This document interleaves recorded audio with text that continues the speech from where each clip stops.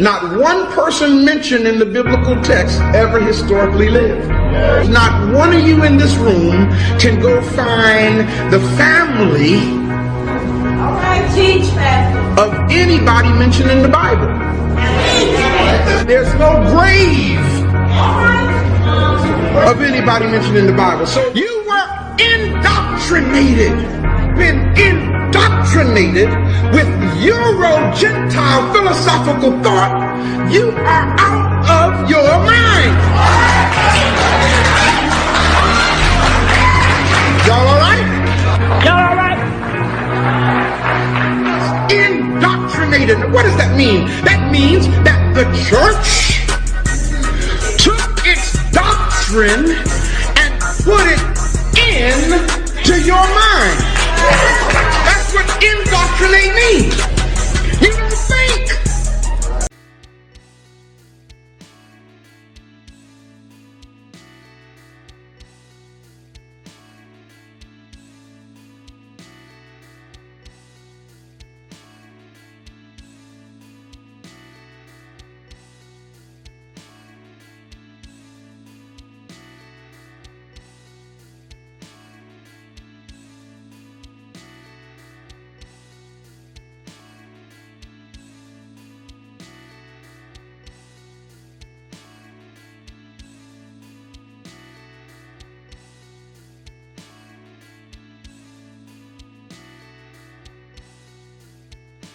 One of Christianity's fundamental claims is that Jesus is the Messiah, the anticipated liberator and king of Israel. The claim goes back to the early days of the Jesus movement. See, for example, John 4:25-26, which portrays a conversation between Jesus and a Samaritan woman. The woman says, "I know that Messiah is coming," and Jesus responds, "I who speak to you am he." Now, Christian apologists attempt to demonstrate that Jesus is the Messiah by claiming that he fulfilled messianic prophecies that appear in the Hebrew Scriptures. Although Christian apologists can't seem to agree to the precise number of such prophecies, they generally agree that there are many of them. Moreover, apologists believe that Christianity's legitimacy rides on Jesus having fulfilled these prophecies. In his book, The Case for the Real Jesus, apologist Lee Strobel writes, "When a Samaritan woman said to him, 'I know the Messiah is coming,' Jesus replied, 'I who speak to you am he.' Having made these unambiguous claims, if he then fails to match the prophetic portrait, Jesus would be an impostor, worthy of rejection and disdain, a false prophet who should be rejected by Jews and Gentiles alike." The fatal flaw here is that the so-called messianic prophetic portrait is largely a Christian fiction that, among other things, regularly relies on fabricated prophecies as well as tendentious misquotations and misapplications of passages from the Hebrew Scriptures. These antics betray the fact that Jesus was not the Messiah. Okay, first, fabricated prophecies. 3 examples. A, Matthew 2:23, which claims that young Jesus and his family came to reside in Nazareth so, quote, "that which was spoken through the prophets might be fulfilled. He shall be called a Nazarene." The words, "he shall be called a Nazarene," do not appear in the Hebrew Scriptures. In fact, neither the city of Nazareth nor anyone from Nazareth is ever mentioned anywhere in the Old Testament. It's just not there. B, Matthew 27:9-10. Judas regretted his participation in getting Jesus arrested. Earlier, we're told that the chief priests had paid Judas 30 pieces of silver to do the deed. Now in chapter 27, he is depicted trying to return the silver. He eventually throws it into the temple and goes off to kill himself. The chief priests decide to use the silver to purchase a potter's field, a cemetery for unknown and indigent people. Matthew 27:9-10 proclaims, quote, "Then that which was spoken through the prophet Jeremiah was fulfilled, saying, And they took the 30 pieces of silver, the price of the one whose price had been set by the sons of Israel, and they gave them for the potter's field, as the Lord directed me. Sounds impressive. The problem? Well, the footnote for Matthew 27:9-10 in the New American Bible puts it well. Quote, Matthew's attributing this text to Jeremiah is puzzling. There is no such text in that book. The purported prophecy is not in Jeremiah. Christian apologists have offered various excuses for this, including, without limitation, the prophecy was in Jeremiah, but the Jews cut it out. The prophecy was in a writing by Jeremiah that no one has and that no longer exists. The author of Matthew had a bad memory, or it was the ancient equivalent of a typo. And my personal favorite, the prediction was spoken by Jeremiah, but never written down. While creative, this last one withers under the mildest scrutiny. Matthew uses the same formulation 20 times, 18 of which refer to texts that can be found in some form in the Hebrew Scriptures. As for the other two, this and the bit about he shall be called a Nazarene, they're not in the Hebrew Scriptures at all.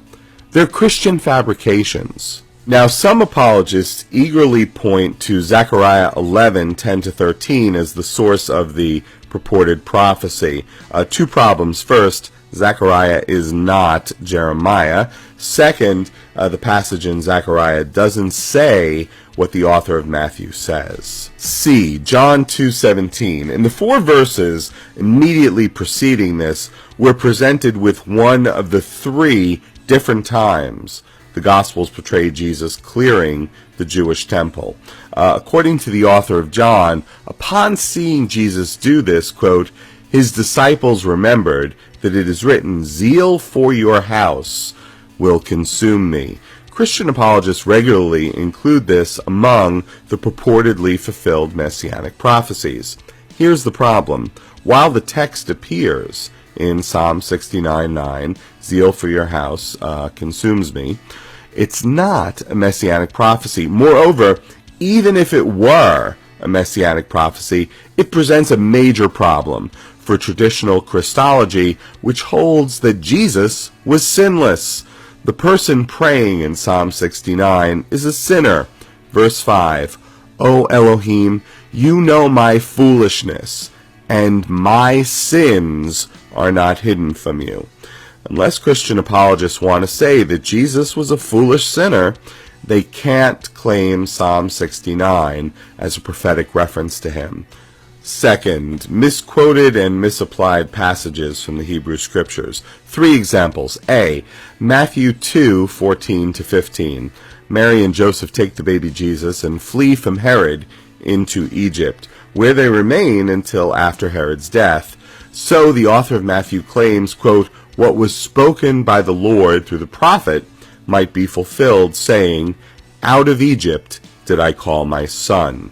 It seems impressive until one checks the source, Hosea 11:1, which has God saying, quote, when Israel was a youth, I loved him, and out of Egypt I called my son.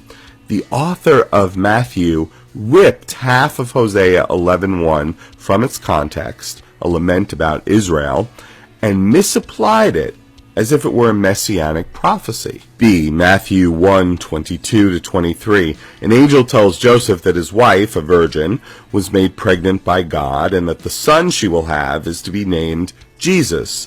The author of Matthew says, quote, now all this took place that what was spoken by the Lord through the prophet might be fulfilled, saying, behold, the virgin shall be with child, and shall bear a son, and they shall call his name Emmanuel, which translated means God with us.